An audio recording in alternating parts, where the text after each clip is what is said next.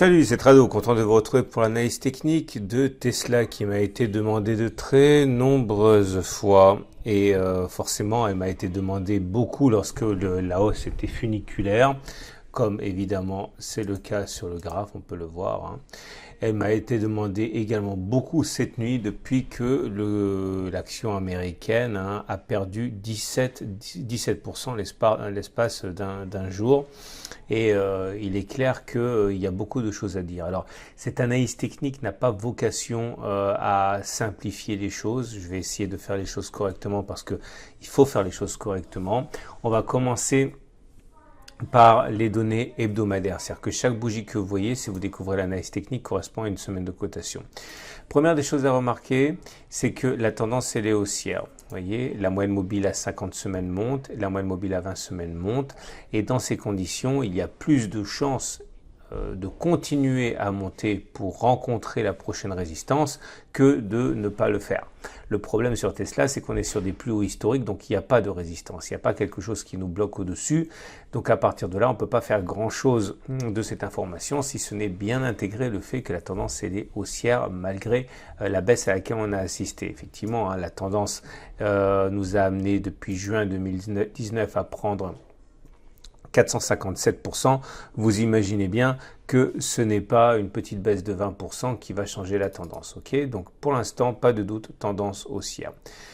Néanmoins, si on veut essayer de trouver le niveau de prix à partir duquel les acheteurs pourraient éventuellement être intéressés, il faut revenir au basique qui s'appelle la règle du changement de polarité. Regardez ici. Ok, ça s'appelle une résistance, c'est-à-dire une zone qui a bloqué les cours. Je rappelle qu'on est en données hebdomadaires, chaque bougie correspond à une semaine de cotation.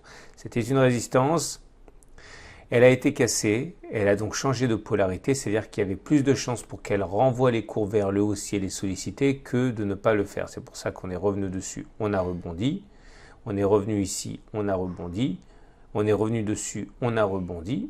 Et puis on est revenu dessus et on n'a pas rebondi. Et c'est une autre zone de résistance qui est devenue support, qui a joué les intérimaires, puisque quand on est arrivé là, on a rebondi. Quand on est là, on a rebondi aussi. Pourquoi? Parce que c'était une zone de résistance qui a été cassée et qui est devenue support. Je suis en train d'expliquer que les investisseurs de long terme pourront éventuellement se bousculer au portillon sur cette unité de temps, mais pas avant que les cours perdent près de 40%, qu'elle revienne sur 388, ce qui n'est pas du tout une évidence. Ça veut dire que voilà, si on perd plus que 30%, en fait, quasiment 50%, hein, entre 47 et 50%, sur ce niveau, les acheteurs se bousculeront. Évidemment, il n'y a aucune garantie que l'on y aille. Okay. Alors maintenant, on va descendre d'unité de temps, on regarde les unités de temps journalières pour essayer de peaufiner les choses. On retrouve les zones que j'ai mentionnées précédemment. Là aussi, évidemment, la tendance elle est haussière, vous le voyez. On est au-dessus d'une moyenne mobile à 20 jours qui monte et au-dessus d'une moyenne mobile à 50 jours qui monte. La tendance elle est haussière. Sur quel niveau les traders de court terme vont-ils se réveiller? En appliquant la même règle, normalement, ils devraient se réveiller sur ce niveau. Ce niveau parce que, encore une fois, c'était une zone de résistance qui a été cassée. Et donc, normalement, elle a changé de polarité. Elle devrait devenir support normalement. Donc, on parle des 594, 572. Avant cette zone-là, il n'y a pas grand-chose à espérer au niveau d'un rebond haussier. J'essaie de vous trouver un exemple qui a précédemment fonctionné. Voilà, c'est ici. Regardez. Bon, c'est toujours plus difficile en données journalières qu'en données hebdomadaires, mais on voit quand même les faits. C'était une résistance, elle a été cassée, elle a changé de polarité, elle est devenue support, et quand on est revenu la solliciter, on est reparti vers le haut. Donc, je suis en train de vous dire clairement que si on perd encore 20 à 22%, normalement, on pourrait avoir éventuellement, statistiquement, ce qui ne veut absolument pas dire tout le temps, mais simplement qu'il est plus probable que ça se produise plutôt que ça ne se produise pas, un rebond. Alors, est-ce que ça veut dire pour autant qu'il faut spéculer à la baisse sur Tesla? Ma réponse est sans ambiguïté, c'est non. Pourquoi c'est non? Parce que en trading, comme on ne sait pas ce qui va se passer, on veut gagner plus si on a raison que perdre si on a tort. Clairement, le scénario baissier sera invalidé si on repasse au-dessus des précédents sommets, ici. Okay, Ça veut dire que notre scénario sera invalidé et que normalement on devrait prendre une perte si on prend 32%. On aura perdu 32% si les cours prennent 32%. Ok, mais on peut espérer gagner uniquement 22%. Autrement dit, le ratio gain-risque, il est de moins que 1. C'est-à-dire qu'il n'y a pas de trader sérieux qui engagerait un trade en visant un retour sur cette zone des 590-771 en invalidant si on repasse au-dessus des 972 parce que le ratio gain-risque est mauvais. Donc tout ce que je pourrais faire à titre personnel éventuellement, ce serait attendre que l'on revienne sur cette zone pour éventuellement prendre une décision. À cela s'ajoute qu'on a là ce qu'on appelle une figure particulière qui s'appelle une étoile du matin, du soir, pardon. C'est-à-dire bougie verte, bougie rouge avec les corps qui ne se superposent pas. En analyse technique, ça c'est le corps, ça c'est le corps, ça c'est le corps. Ok, au-dessus ça s'appelle des mèches. Et il ne faut pas que les mèches que les corps se superposent. On voit bien que ce n'est pas le corps, ça ne se superpose pas. Donc ça, c'est un signal baissier, mais encore une fois, ça dit que généralement, il y a plus de chances que ça baisse que ça monte, mais ça ne suffit pas, il faut avoir un ratio gain-risque qui est intéressant. Donc à ce niveau, j'insiste, à titre personnel, je ne peux pas acheter. Par contre, vendre, parce que le ratio gain-risque n'est pas bon.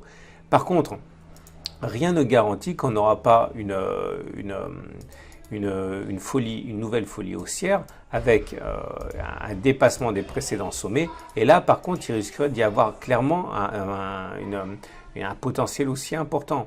C'est-à-dire que les traders agissent de façon moutonnière. Lorsque l'on franchit une résistance, ça achète. Regardez, c'est cette pose ici. On a acheté une résistance, on a cassé une résistance, ça a augmenté. On a cassé une résistance, ça a augmenté. Donc, au contraire, il faut tout à fait envisager que certains soient plutôt en attente d'une position acheteuse si on reprend le terrain perdu et que l'on clôture au-dessus de 972. Donc, voilà ce qu'on pouvait dire. Pour l'instant, je l'ai dit, les traders, les acheteurs attendront soit que l'on clôture au-dessus de 969, par 970, soit que l'on revienne sur les 562, 592 pour acheter en ayant un ratio gain-risque supérieur à 1. Clairement, ça veut dire quoi? Ça veut dire qu'il faut que ce qu'il y a à gagner soit supérieur à ce qu'il y a à perdre. S'ils achètent par exemple sur cette zone des 597, ils mettront sans doute un stop, c'est-à-dire une sortie avec perte au cas où on perdrait 10%, quelque chose comme ça. Ils viseront un retour vers la hausse avec au moins 10% à gagner. Pareil s'ils achètent au-dessus des 970. Maintenant, ceux qui vont spéculer à la baisse ne rentreront pas sur les niveaux actuels. Ils attendront éventuellement que l'on rebondisse un petit peu. Ils mettront sans doute un stop, c'est-à-dire une invalidation du trade si on est par exemple à plus 20%, pour viser au moins un 30% de gain puisqu'ils spéculent à la baisse. Mais les niveaux actuels ne sont pas intéressants. Voilà ce qu'on pouvait dire. Je vous rappelle que si vous voulez découvrir l'analyse technique, eh bien, vous pouvez le faire tous les soirs sur mon blog. Il y a des analyses du CAC 40. Toutes les semaines, il y a des analyses de l'or, des analyses actions. Il y a des analyses tous les jours. Voilà, c'est une excellente journée. N'oubliez pas de télécharger en dessous de cette vidéo si ça vous intéresse la même plateforme que moi. C'est Pro Real Time.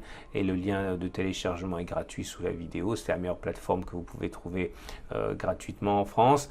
Et également le module d'initiation à l'analyse technique si vous voulez faire vos premières armes dans cette discipline. Et puis à la fin de cette vidéo, bien sûr, vous pouvez regarder l'analyse de la bourse du jour, l'analyse du CAC 40. Voilà, à très bientôt pour une autre analyse technique.